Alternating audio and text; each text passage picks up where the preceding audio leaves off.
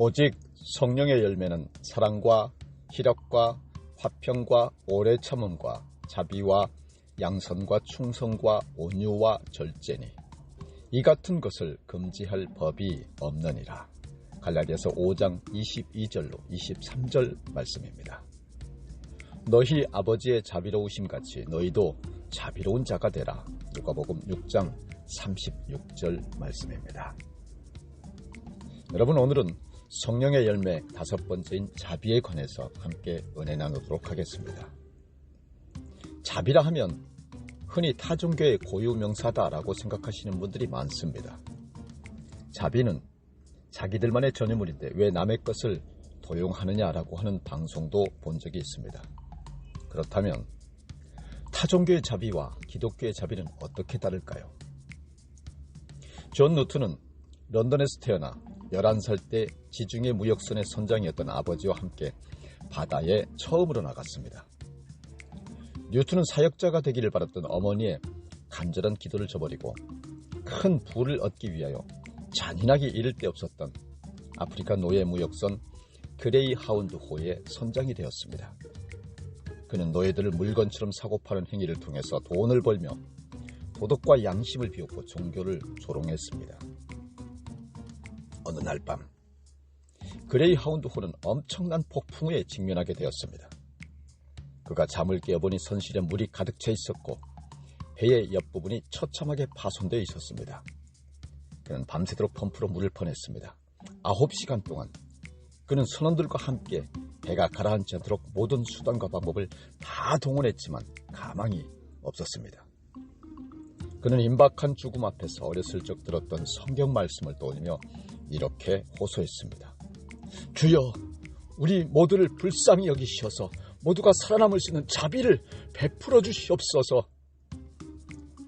그는 자신의 죽음과 심판이 두려웠고 만일 하나님이 정말 살아계시다면 잘못 살아온 자신은 절대 용서받을 수 없음을 생각하며 최악의 상황을 그저 기다렸습니다. 그런데 하나님은 뉴튼의 영혼을 불쌍히 여기셨습니다. 하나님은 자비를 받을 가치가 없었음에도 불구하고 그에게 자비를 베푸셨고 그의 기도는 까마귀 울음소리 같았지만 주님은 멸시하지 않으시고 그의 기도를 온전히 다 들어주셨습니다. 존 누튼과 모든 탑승원들은 그의 기도대로 살아남았습니다. 그는 폭풍이 몰아치던 대서양에서의 그날 밤에 나타난 하나님의 자비를 결코 잊을 수 없었습니다. 이 일을 통하여 그는 어떠한 죄인일지라도 품어주시는 자비로운 하나님을 만났습니다. 자신의 기도조차 들으시고 응답하시는 하나님의 존재, 하나님의 살아계심과 그 역사하심을 경험했습니다. 그는 그 일 이후 예수님을 구주로 영접한 후 노예 무역을 그만두고 하나님의 종이 되었습니다. 그는 추악하고 더러운 범죄 가운데서 있었던 자신을 구원하신 예수 그리스도의 은혜를 일생 동안 간직하며 자신의 삶에 일어난 하나님의 놀라운 기적과 은혜와 사랑에 기초하여 유명한 찬송가 405장인 나 같은 죄인 살리신 어메이징 그레이스를 썼습니다. 나 같은 죄인 살리신 주 은혜 놀라워 잃었던 생명 찾았고 광명을 얻었네. 뉴튼은 자신의 묘비에 다음과 같은 글귀를 적어달라고 유언하였습니다. 한때 이교도였으며 탕자였고 아프리카 노예상이었던 존 누튼은 우리 주 예수 그리스도의 풍성하신 자비로 말미암아 용서받고 크게 변화되어 마침내 성직자가 되었으며 자신이 그토록 오랫동안 부인했었던 바로 그 믿음을 전파하며 버핑엄에서 16년간 올리교회에서 27년간 봉사하였다. 신명기 4장 31절에 내 하나님 여호와는 자비하신 하나님이심이라 그가 너를 버리지 아니하시며 너를 멸하지 아니하시며 내 조상들에게 맹세하신 언약을 잊지 아니하시리라 라고 기록하였습니다. 오늘 우리 하나님은 참으로 자비로우신 하나님이십니다. 하나님의 자비와 긍휼이 무궁하심으로 하나님의 백성은 결단코 절대로 진멸되지 않는다고 하는 사실을 믿으시길 바랍니다. 하나님은 우리를 불쌍히 여기시어 자비를 베푸시고 회복시켜 주십니다. 그 어떠한 경우라도 좌절하지 마시기를 주님의 이름으로 축원합니다. 성령의 5번째 열매는 자비입니다.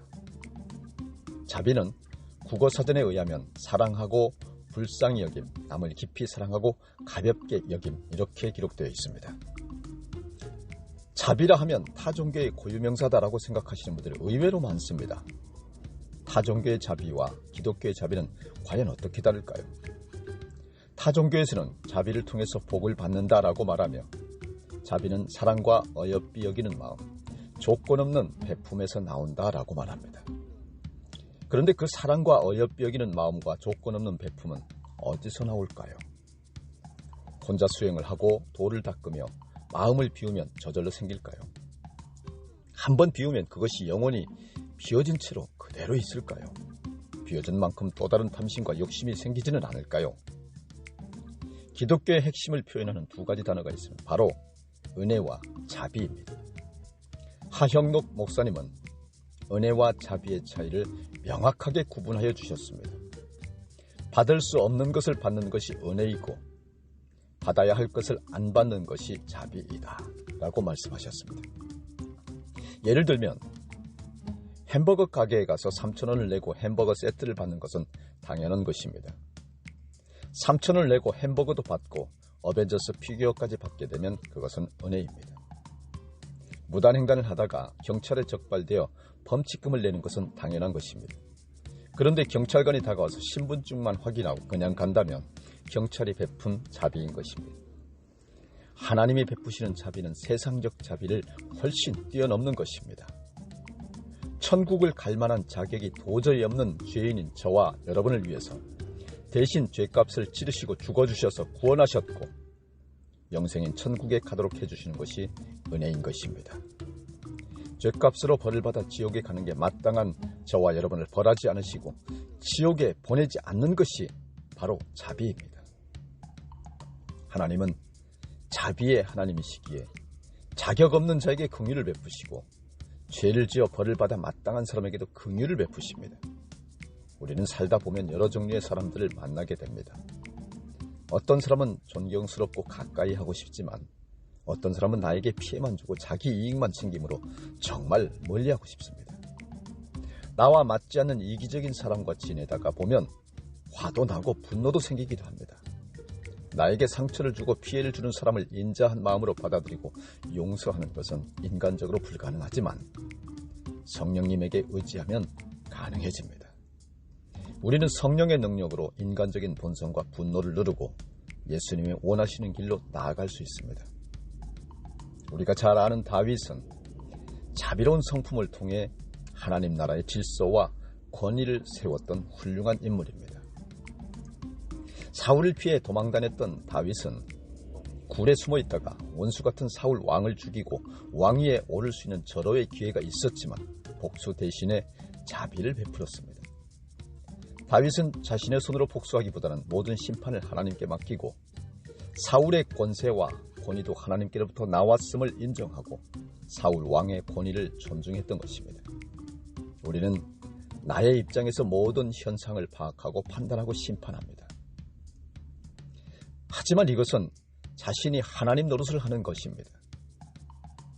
원수에게도 친절을 베푸시는 것이 하나님 나라의 질서이며 하나님의 뜻입니다. 이 세상의 심판자는 오직 하나님뿐입니다. 우리는 하나님의 자비하심으로 말미암아 구원을 얻었고 죄를 용서받았고 하나님의 자녀가 되었습니다. 자비는 하나님의 인자하신 성품이며 자비는 성령님을 통하여 주어지는 선물입니다. 성령님을 사모하고 성령님을 충만하게 우리가 함께할 때 그 자비가 우리에게 주어지는 것입니다. 나 같은 죄인을 살리신 하나님의 은혜와 지옥에 갈 수밖에 없는 나를 살리신 자비를 생각하며 우리의 삶과 행동과 말에서 자비와 친절을 나타냄으로써 하나님의 마음에 합한 자가 다 되시기를 주님의 이름으로 축원합니다. 거룩하시고 은혜로우시며 자비로우신 하나님 아버지, 하나님의 놀라운 자비와 친절과 사랑을 찬양합니다. 다윗처럼 하나님에게 합한 자 되어 분노 대신 용서를, 불평 대신 감사를, 아픔 대신 기쁨으로 우리의 마음을 채워주시옵소서. 주님의 자비를 누린 자로서 다른 사람의 아픔을 위로해주고 상처를 치유해주며 누군가에게 자비를 베푸는 우리가 되도록 늘 성령 충만하게 도와주시옵소서. 나 같은 죄인을 살리기 위하여 십자가에서 돌아가신 자비로우신 우리 구주 예수 그리스도의 이름으로 기도드렸나이다. 아멘.